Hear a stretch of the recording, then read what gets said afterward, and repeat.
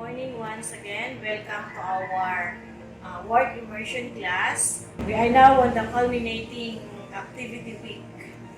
So we are on the quarter 2, week 3. Still, I'm your teacher, Mrs. Lorie Develos. So for this week, we're about to discuss how you're going to plan the portfolio that you're about to submit. There is only a little difference between the portfolio of the youth students and then the ABM. That's why pinag-isa ko na lang ang inyong portfolio nang sa ganon ay mas mapadali ang ating mga gagawin.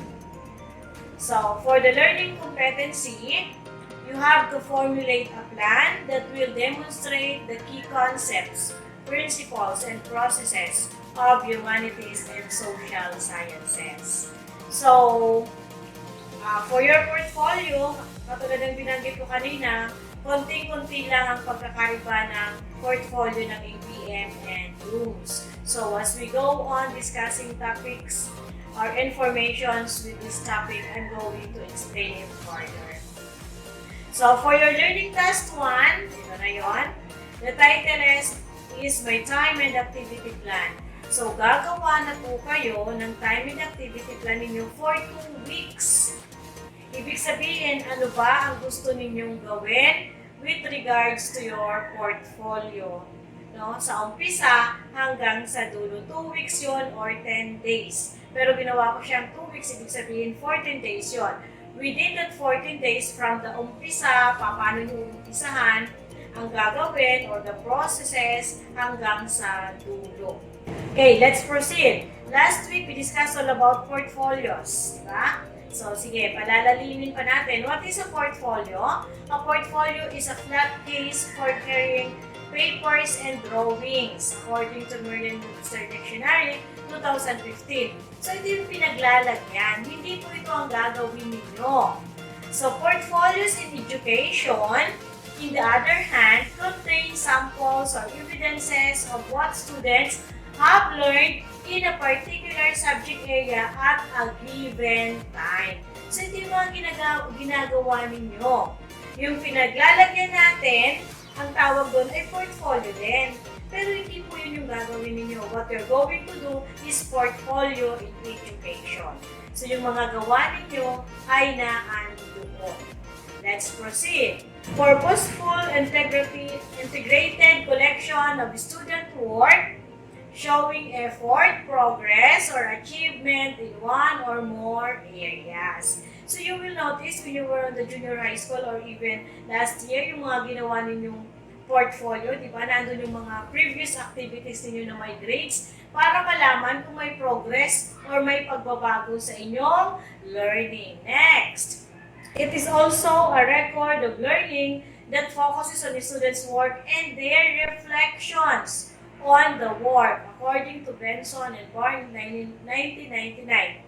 Indeed, it is another way of assessing student learning without the use of standardized tests and evaluation. So, it means, through your portfolio, diba, you will be evaluated. So, do your best, di ba?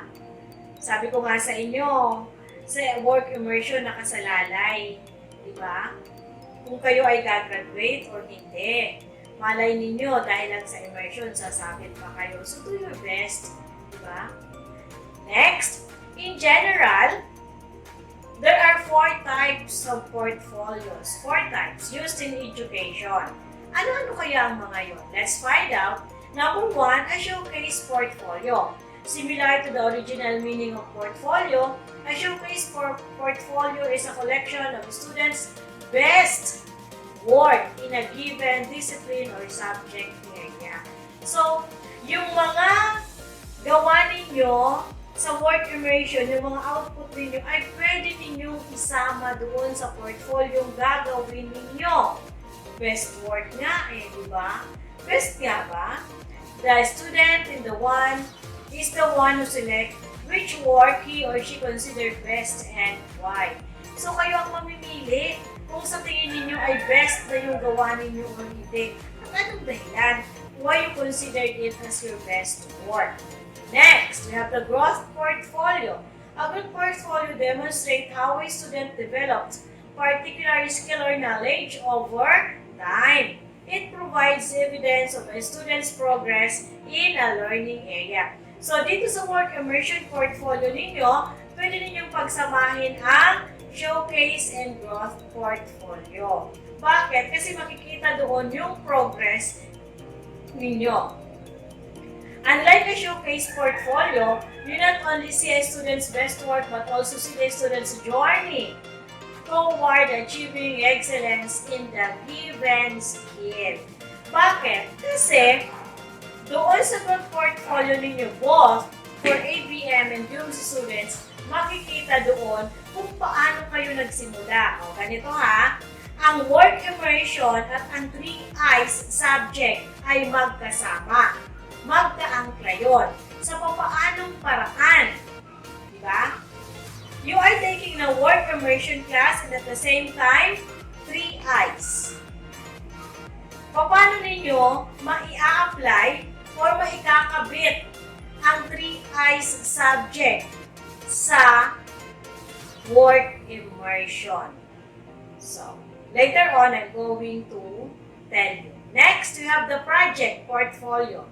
A project portfolio emphasizes how a student completed discipline-based procedure or process. The projects documented usually represent tasks or skills that professionals in the field usually do in real life.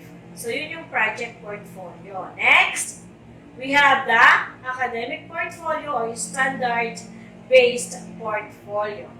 An academic portfolio is a collection of student work that represents achievement of the content and performance standards for a given course. Pero katulad nga ng sinabi ko kanina, ang inyong gagawin na portfolio is student portfolio. Yun nga lang, makikita doon ang growth.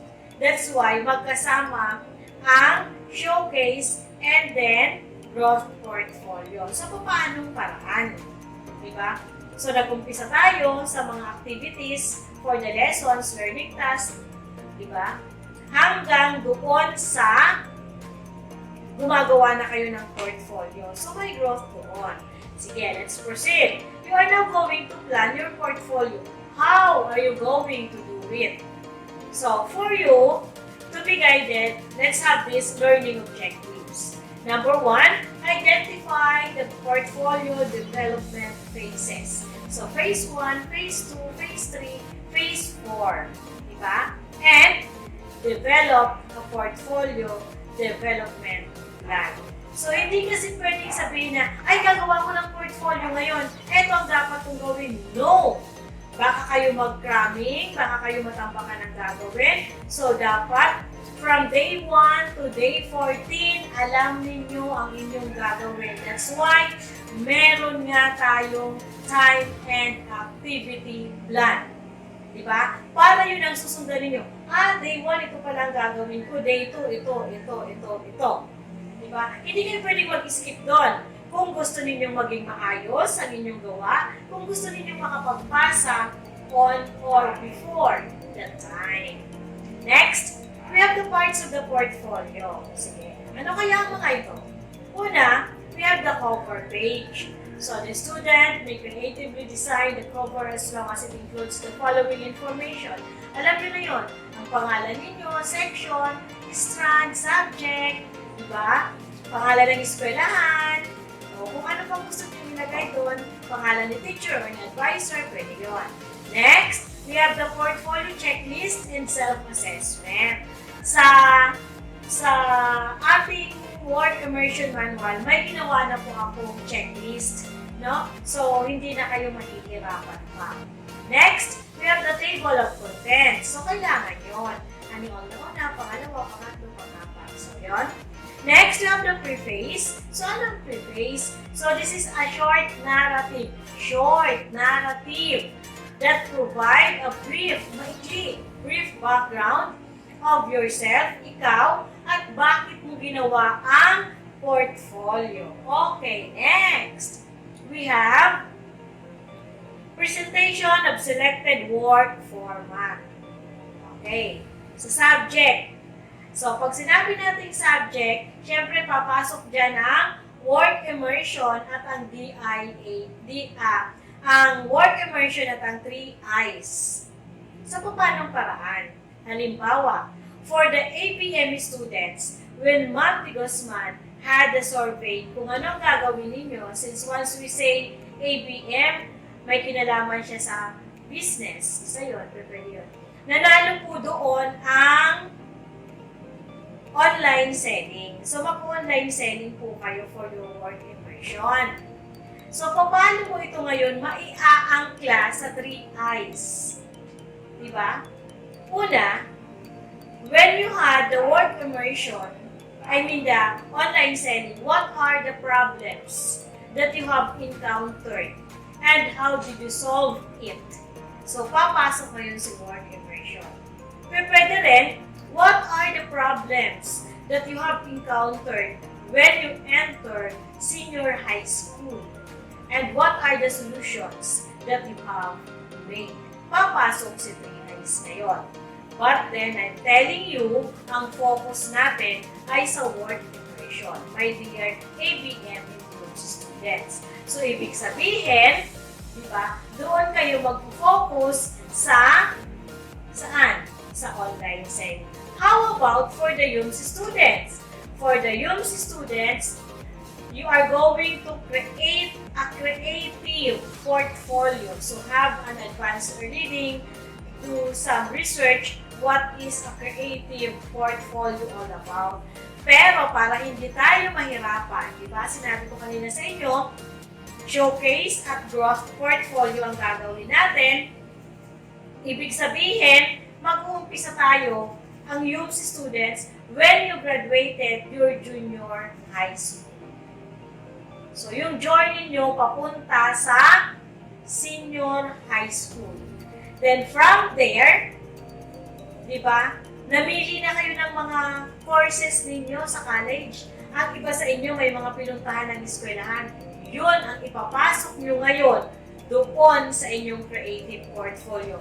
And have a mindset that 5 years from now, matatapos ko to. Magiging professional ako. And what are the problems that I may encounter?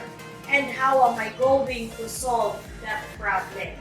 Or pwede rin na nung nag-umpisa kayo sa senior high, hanggang ngayon, napatapos na kayo, what are the problems that you have encountered and how did you solve it? Pero katulad nga ng binanggit ko kanina, ang focus natin ay sa work immersion, doing your portfolio, and yung landas or course na gusto ninyong tahakin pagdating ninyo ng kolehiyo at kung kayo ay maging professional. Sige, let's proceed. Madali lang yun, don't you worry. Of course, you're going to gather artifacts. Diba? Graduate ako ng high school or junior high, nag-enroll ako, diba? Pictures that is considered as artifacts, diba? Written output that is considered as artifacts, as long as it is related doon sa subject mo na gusto mong kunin. Next, we have the description of the artifact. Siyempre, i-describe mo yun, di ba? Merong ano yun, anong tawag doon? Parang may narrative din siya. O, picture, halimbawa, this is only an example, graduate ka ng junior high. This is the time that I graduated from junior high school in Antonio C. Esguerra Memorial High School way back. O, yun na. Pwede na ganun. Then, this is the time when I entered senior high school. O, diba? O, ito yung teacher na kinaiinisan ko. Pwede ba yun? It's up to you. Sige, let's proceed. We have the learning goals reflected. Content or performance standard related to the artifact. So, ibig sabihin, yung artifact na kinuha ninyo, may tawag dito, may parang narrative, pero meron din goal reflected. Halimbawa, yung example ko kanina, This is the time when I graded junior high school. I am thankful because this is now the time of my journey to my senior high school so that I can reach my dream. O, mga ganun lang, simple lang, huwag natin mahirapan. Then, reflection on the artifact. This may include your most significant learning or realization about yourself or the subject. When I graduated from junior high school, I learned that. O, yun na, anong natutunan mo? Diba? Reflection sa sarili mo. Diba? Na hindi ganun kadali, pero kahit maraming pagsubok, ikaw ay nakatapos. So, yun. Then, we have the personal vision and goals for the future. Yung mga previous, yung journey mo, dito sa number 6, ang titingnan mo na yung future mo ay 5 years from now, I will be. Diba? A manager. 5 years from now, I will be a teacher. And for the last 5 years, I will be a principal. Something like that. Diba? Then, let's proceed. Portfolio development phases. According to Johnson, there are how many phases? 6. So, what are those 6 phases? First is the projection. This is the stage where students define the goal or purpose of the portfolio. So, napaka-importante ng time and activity plan. Why? Sa projection pa lang, doon mo ilalagay. Bakit ito gagawin? Ang portfolio ito. In this case, the purpose of the portfolio is to showcase their best work and connect them to the course standards. Next, collection. O, nag-project ka na. Mangungulekta ka ngayon ng mga artifacts. Diba? Sunod nun, selection. Diba? Nag-project ka, itong mga gagawin ko. So, inumpisahan mo sa artifacts. Nangolekta, collection. Then you have the selection. Next, we have the reflection. This is the best artifacts that I have. Sa tingin mo, yun na yung best. O, karapat-dapat ko ba itong isama? So, yun. Diba? The student makes personal and academic insights based on the artifacts gathered. Ay, parang hindi naman ito kanais-nais isama sa portfolio. Then, we have the self-assessment. So, using the rubric or criteria provided by the teacher, the student evaluate the completed portfolio kapag natapos niya na yun. Then, the last one is the connection and presentation. The students share their portfolio with classmates, teachers, and even parents. One. Makikita talaga ng parent ninyo si portfolio ninyo. Why? Kasi dun pa lang sa work immersion manual ninyo, may pipirmahan na doon sa parent. So, one. So, that's all for our portfolio planning. For your learning task 2, the title is My Plan. This activity can be found on pages 14 to 15 in your Culminating Activity module. So, fill up the template in developing your portfolio. So, that's all for this day. Congratulations, everyone.